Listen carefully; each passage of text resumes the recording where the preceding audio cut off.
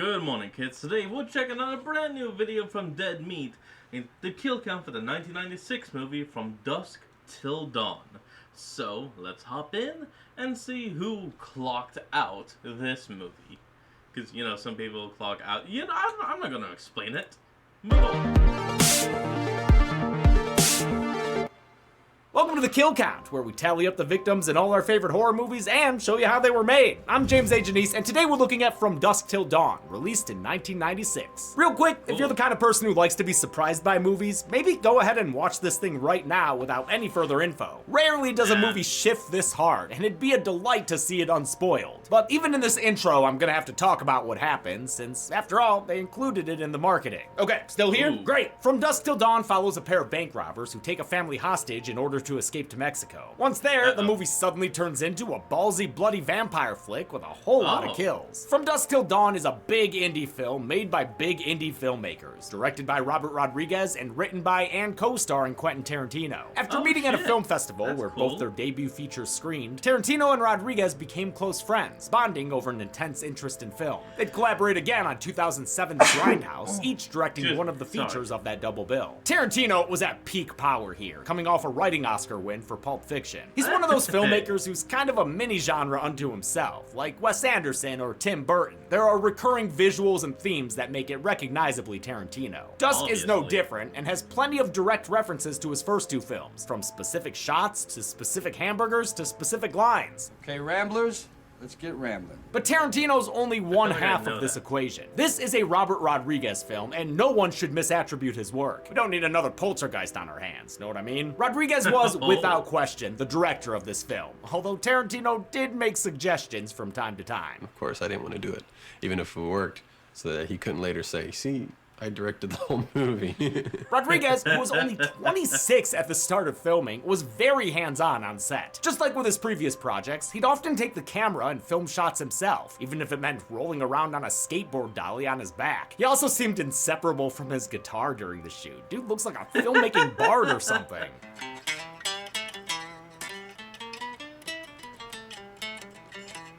The movie ends up being a mashup in terms of both filmmaker and genre that's largely enjoyable if you're a fan of Tarantino or Rodriguez. If you're not, it can be a little much. I mean, Tarantino plays a weird dude with a foot fetish. What a surprise. It's also a sometimes mean movie with nasty characters, and the same territory as The Devil's Rejects. Hell, the bad guys even harass an innocent family at a motel. But between its memorable performances and great creature effects, there is a lot to love here, and I do love it. Well, our heroes... Hello?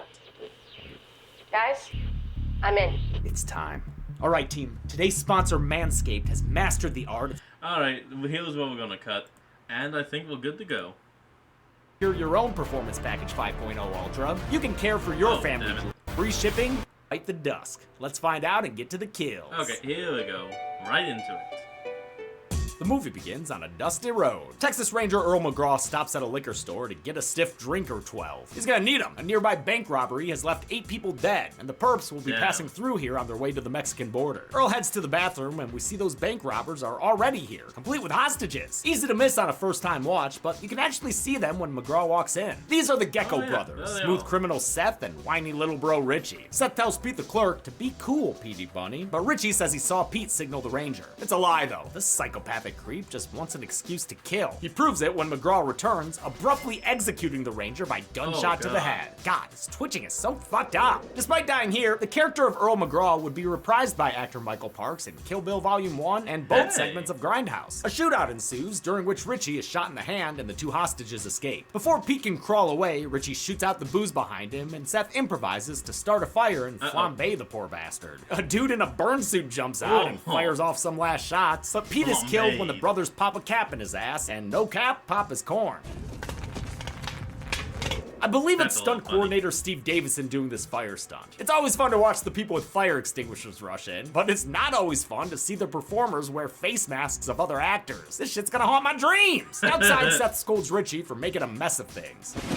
Low profile. You understand the meaning of the word low profile. As the building burns, the bickering brothers drive off into the sunset, stopping only momentarily for a freeze frame. Haha, Freeze gotcha. frame. When they get back into motion, a weird X-ray effect shows the bank teller they're keeping in the trunk. What is she? Uh-oh. The car's thought bubble? The Geckos get a room at the Tarantino Trunk Shop Motel. Ugh, this poor lady, Gloria. Already you're hoping she can find a way to survive these guys. And I mean, Seth, isn't yeah, going to. sure, maybe, but fucking Richie? I don't like her chances. Seth hopes to use Gloria to get them across the border to a criminal safe haven called the El Rey. He promises her that she'll survive as long as she follows their rules. If you make a noise,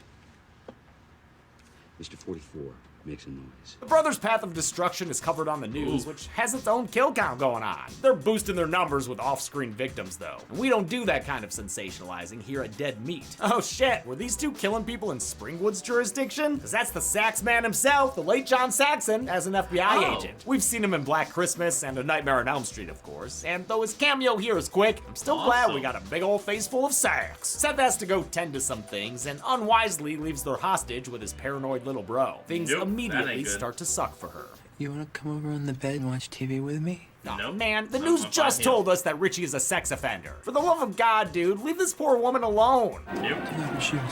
Well, she's either dead or Tarantino's gonna cast her in his next movie. Unfortunately, it's the former. God. Seth returns from lunch and is disgusted to find that his brother has raped and murdered Gloria while he was away. Son of a- What's wrong with you? So You very idiot. much, dude. Richie says Gloria tried to run away, but Seth knows his brother isn't an honorable thief like he is. This is not me. I am a professional fucking thief. I don't kill people that I don't have to, and I don't fucking rape women. Seth Gecko has killed many innocent people. He's not I a good kill, I man. don't He only rape, seems that's what like he one says. compared to his horrendous brother. Also helps that he's played by George Clooney, one of the Oh, most that handsome is men to ever Clooney, live. isn't it? Dude's like Cody Oh, Rhodes. He can be shit. charming and professional, even with an awful neck tattoo. This was one of Clooney's first major movie roles after having gained fame as a TV actor on ER. Earlier film credits were low-budget fare like Return to Horror High and Return of the Killer Tomatoes. Lots of returning. Now It's weird to that's see him on a classic. set before he was an A-list megastar, where he's fucking up his lines and getting frustrated. Fuck. Tarantino suggested Clooney for the role because he was a You wanna fan of smash the ER ball? and even went on to direct an episode. Rodriguez gave Clooney lots of close-ups and action scenes because he wanted to make him a movie star, which, to his credit, is pretty much exactly what happened. I wanted him to come and portray someone who sends people to the ER. With Gloria dead, the brothers need Love a it. new hostage or two to get them across the border. Lucky for them, a whole RV of them just pulled up at the motel. This is the Fuller family, patriarch Jacob and his kids, Scott and Kate. Though it looks like they're on their way to a Jurassic Park convention, they're actually on vacation / soul-searching trip for Jacob. He's an ex-pastor fleeing his flock since his wife's recent death ushered in a crisis of faith. Don't you believe in God anymore? Not enough to be a pastor. The room service at the motel Yeah. comes courtesy of the Gecko brothers, who take the family at gunpoint while slinging slurs and insults. Oh, God, a teenage girl in the swimsuit should not be in the same room as Richie. Seth gives them Yeah, the same nope. deal he gave Gloria. Get them to Mexico and they'll be home free. But, of course, Richie's already having waking wet dreams about Kate. Richie, would you do me a favor and eat my pussy for me? I'm sorry.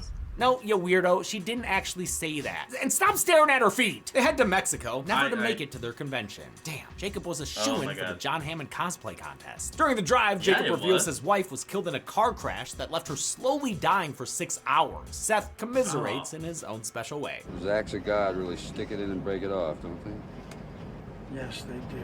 Jacob is played by Harvey Keitel, who played Misters White and Wolf in Tarantino's Reservoir Dogs and Pulp Fiction. His daughter that's Kate kinda is cool. played by a 23-year-old Juliette Lewis, who was last seen on the kill count in Ma. Lewis is one of my favorite Hey. actors and nabbed an Oscar nom as an 18-year-old in Cape Fear, which gave her some street cred over the more novice Clooney. No matter what George Clooney says, he was intimidated when he found out he was gonna work with me. The two of them seem to have a nice friendship going on, and she looks like a fun person to have on set. I love this blooper of her doing that fantasy line. Would you do me a favor and eat my pussy for me, please?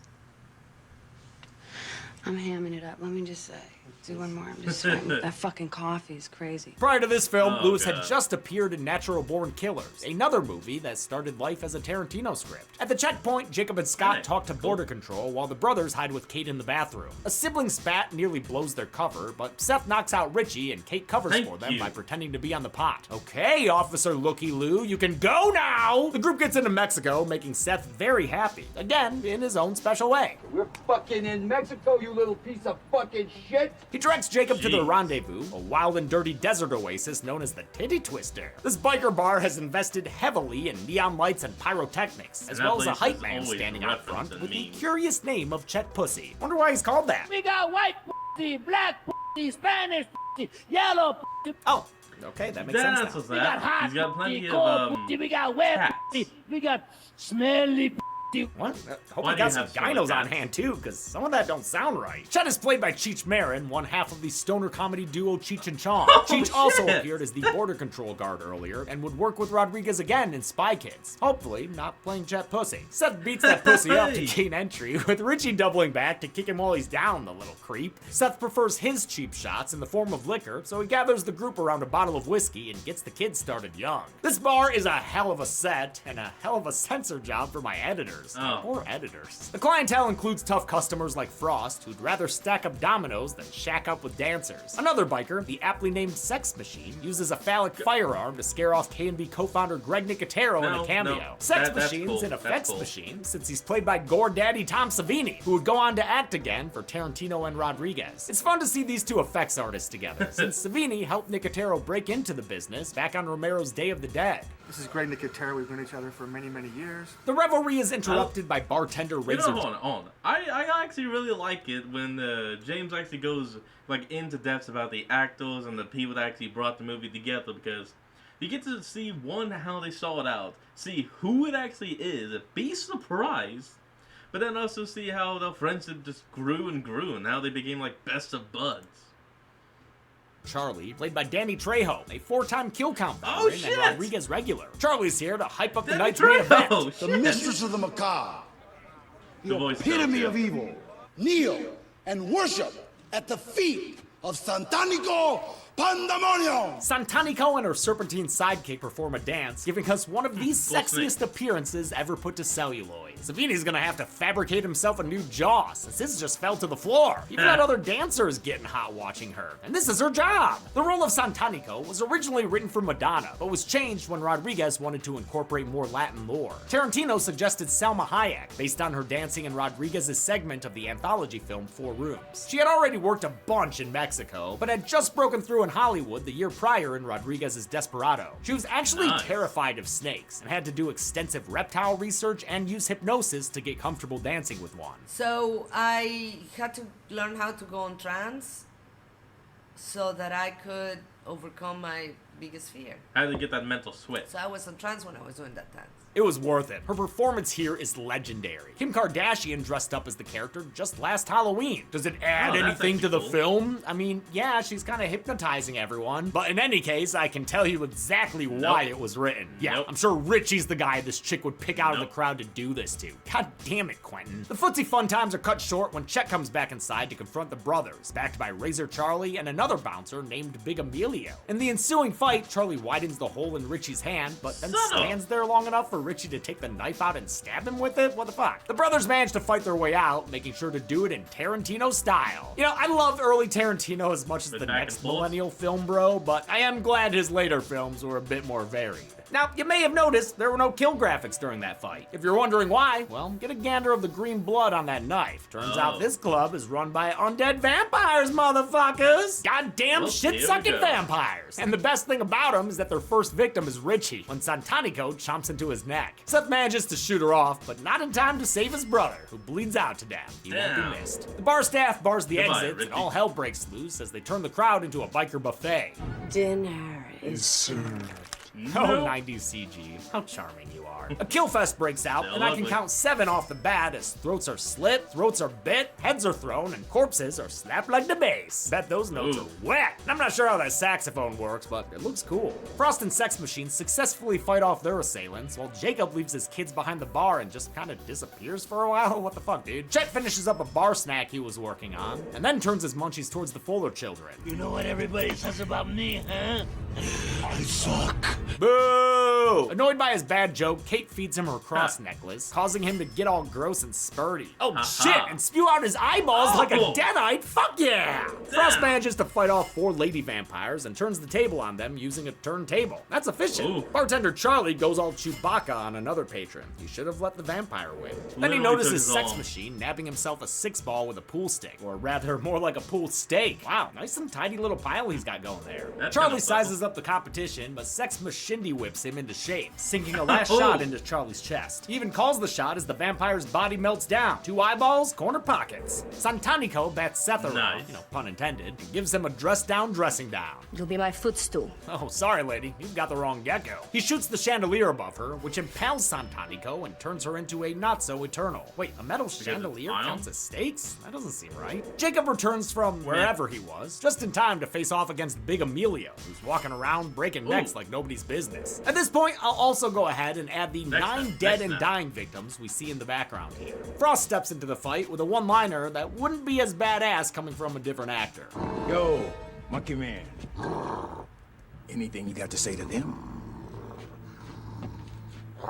Say to me first. Fred Williamson was known as the Hammer from his time playing football. He'd go on to be an icon of 70s blaxploitation movies, appearing in films like Black Caesar, That Man Bolt, and 3 the Hard Way. Frost goes full Dumb and Dumber dream sequence and rips out Big Emilio's heart, but the move doesn't kill the vampire until Sex Machine turns it into a shish kebab with a number 2 wooden steak. Our surviving quartet keeps kicking ass. Don't stop them now, they're having such a good time. That's enough. Hey, come on, I said don't stop them now. As the remaining dancer vampires square up with the surviving adults, we see a wide shot that gives us 24 more background bodies to count. This excludes Frost's table toppers, since we already counted them earlier. The boys make quick work of their foes with various headbutts, gunshots, and stakes through the heart. The vampire bodies burn up, and sure, it's weird CG, but at least they leave practical mush on the ground behind. All that's left is the house band, who decide to close their act early. Fuck you, everybody. Good night. And just blow the fuck up. I guess I'll count them as kills. Talk about an explosive finale. When the dust settles, we already had 69 bodies. Only people left standing are Frost, Sex Machine, Seth, and the Fullers. I'm assuming no one managed to get through the locked door, so I'll add 24 more victims to round out the 60 total club patrons that we saw in wide shots earlier. We didn't see them killed, but they were in there, and I'm guessing they're now just kind of all over the place. The survivors get a moment to breathe, and Seth gets a moment to mourn his younger brother. I love you.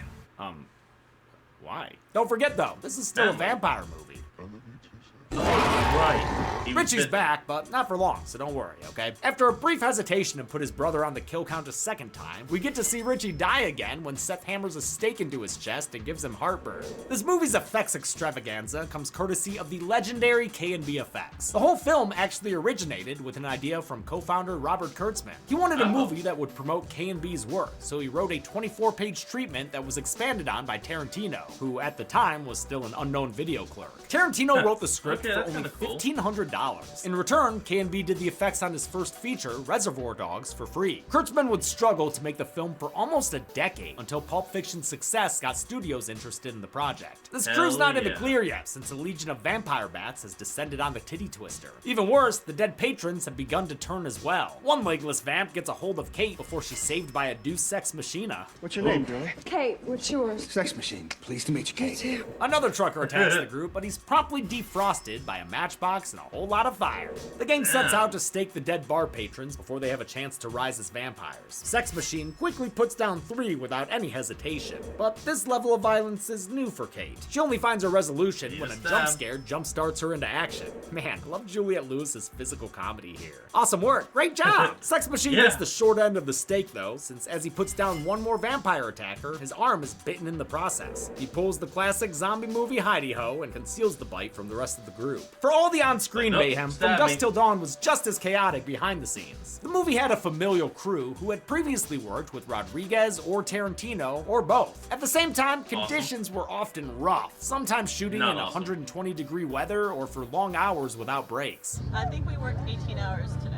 And I'm still working on my computer on time cards to make sure that we're getting 5 meal penalties plus $50 non-taxable cash. Production did secure healthcare for everyone though, which That's people good. seemed pretty pumped about. Rodriguez's indie filmmaking habits of doing everything himself and employing non-union crew members didn't sit well with the labor union IATSE, especially due to the movie's budget of almost $20 million. IATSE actually posted up outside the set, an old Laurie's warehouse in East LA, to protest the production, forcing Rodriguez's crew to shoot all the interior scenes for the first 5 weeks. That ended up working in favor for the movie's effects. Couldn't go outside until the strike was over, so we were in there 5 weeks, so we just kept going, what else can we come up with?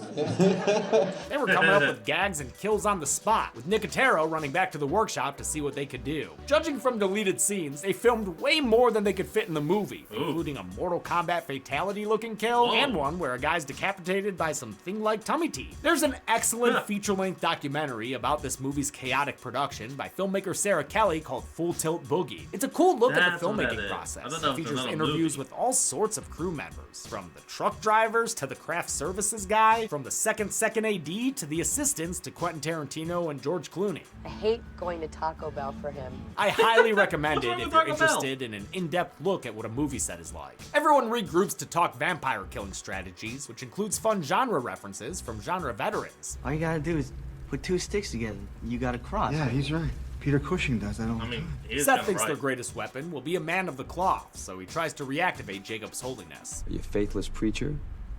Or are you a mean motherfucking servant of God? I'm a mean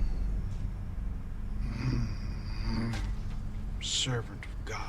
Only Harvey Keitel can make the censored version sound cooler. Unbeknownst to everyone, Sex Machine is transforming in the background. It's another spot of great physical comedy, this time coming from Savini. By the time he's Looney Tunesing up Frost's shoulders, he's a full-blooded bloodsucker, biting both Frost and Jacob. Aw, son of a bitch! Frost accidentally throws Sex Machine through a window, letting the bats inside as he completes his own transformation, which will put Frost's human form on the count. Seth leads Kate and Scott to a back room, where one vampire narrowly gets to them before he blows its head off. Jacob takes refuge under the bar, where he finds a baseball bat and a boomstick. He fashions them into an impromptu cross and starts a religion Reggie from Phantasm would be eager to join. He deploys the holy firepower against the unholy horde, which looks a little funky since they didn't have enough monster performers for the scene. They had to shoot the same dozen or so against blue screens and comp them all together in post. In any case, the heaven fire works against them, so I'll count the 2 vampires he shoots down as he makes his way to the back room. Jacob reunites with his kids, but that bite on his arm means he's already dead. The group decides they'll make a last stand together before Jacob turns. And luckily, these vamps have been feasting on shady truckers and biker gangs for years. That gives us this genius plot device of a storage room chock full of contraband. They find all sorts of things during a kick-ass montage. Their Van Helsing arsenal includes a holy water super soaker and a jackhammer turned pneumatic staker. And sure, Kate, you can take a crossbow. Whatever kills these vampires before we get more silly shots like this one of them slowly walking down the hallway.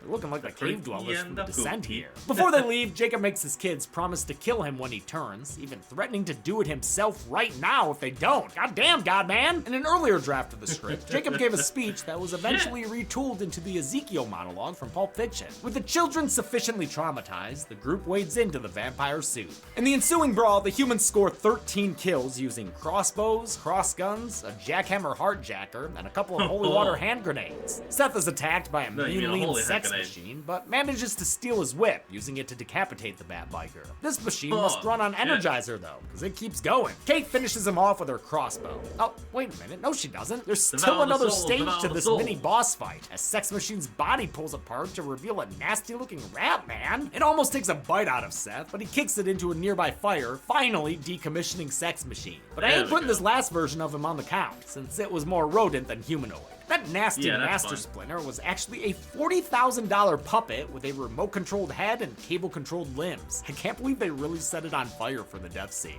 Jacob fights with a fanged Frost, stabbing his shotgun straight through him and shooting 3 vampires straight through him. Hell yeah! Jacob gets ready to finish Frost off, but he melts away on his own in the face of such badassery. Sometimes you've just got to impress your foes like, to death. I'm Jacob out. gets ready to do more damage, but suddenly the vampires stop attacking him. That's because Jacob's flip-flapped to the bad side, putting Oh, an damn end it. to his human life. Scott notices, but hesitates to shoot his Goodbye, father, Dad. allowing Bang. Jacob to take a bite out of his son. No! God man damn it! Scott hits Jacob with holy water. A little late, but it gets him nice and gnarly. I mean, dude's missing half his face now. Then Scott says a prayer. I swear to God in Jesus Christ's name. And blows his father away. Scott's not sticking around for long after his dad goes, since a gaggle of vampires start tucking into him. He begs for Kate to put him out of his misery, and his sister dutifully complies, shooting her brother and triggering a holy hell of an explosion that Ooh. also takes a bunch of vampires onto the count with it. There's not much time to That's mourn, good. since Kate and Seth are running low on ammo and family members. Things are looking pretty dire, until Seth notices the monsters trying to Mission Impossible their way past beams of sunlight. Kate starts shooting a bunch of holes in the walls, since they've finally gone from dusk to dawn. They're aided by the arrival of some off-screen reinforcements, the shady customers who were meant to meet Seth and Richie in the first place. When the incoming sunlight about hits a time. disco ball, the remaining vampires are blown apart in a series of fiery explosions. Disco Seth and Kate narrowly disaster. escape the destruction in a stunt that was the first thing they filmed with the titty twister facade. Production designer Cecilia Really? Montiel headed the team that built this thing out in Barstow amidst extreme temperatures. It took them a while to do it, and then it immediately caught fire with the first thing they filmed. No, we weren't supposed to burn the facade down, no. Montiel and her team had to rebuild my part God. of it and lean into the now scorched look. We just didn't think there would be this much fire. Oh man, it must have been so frustrating to see them titties on fire like that. Outside, Seth punches their savior in the face. Carlos was his criminal contact at the El Rey and the man who sent him to the titty twister in the first place. You've never been here before. No! Carlos is played by Cheech Marin, showing up again, although this third role wasn't actually meant for it. Carlos was originally played by Chip's actor Eric Estrada, but when he dropped out, Rodriguez just put Cheech in again. Seth is downright pissed about the night's events, so Carlos makes it up to him with the currency of the criminal, which is just currency. Seth gives Which Kate is- some yeah, cash just and money. she offers to tag along with him to the El Rey, but we all know that's a bad idea. Maybe a bastard, but I'm not a fucking bastard. Kate is left to drive home in her family's RV, and the movie ends with a wide shot that reveals the titty twister is the top floor of an ancient Aztec ruin. Talk Okay, about a titty that's twist! cool. How many people were left with fangovers at Mexico's battiest bar? fango. Let's find out and get to the numbers. Oh, wrong finger. fuck you very much! Kaboom! Oh, I'm loving I this. counted a whopping 145 kills in From Dusk Till Dawn. The victims consisted of 1 female human, 69 male humans, nice, 21 female vampires, 17 male vampires, and 37 Nosferatu-looking vampires of indeterminate gender. That gives us this batshit 5-wedge pie chart. A 5 chart. And with a runtime of 108 minutes, that left us with a kill on average every 44.69 seconds. Ooh. I'll give the Golden Chainsaw for coolest kill to Chet Pussy. I freaking love the effect of him melting and oozing all over the place. There are a lot of big gross kills in this movie, but none are as sweet as Pussy's. Doll Machete for Oh my lamest God. kill will honestly go to Richie. Dude's the biggest piece of shit in the movie, and he gets got from a single neck bite. And that's it. From Dusk Till Dawn was released in 1996 to mixed reviews and a boy. disappointing box office run. It's since gained cult status and was followed by both a sequel and a prequel, as well as a TV series. Probably shouldn't hold your breath for me to cover them, but until next time, I'm That's James fine. A. Janice. This has been The Kill Cow. Thanks a lot for watching this. Well, I'll be honest, I was not expecting that, but I hope all of y'all enjoyed that. So remember to like, comment, and subscribe for more. Link to the original will be in the description below, and I'll see all you folks next time when we flick on. Peace out.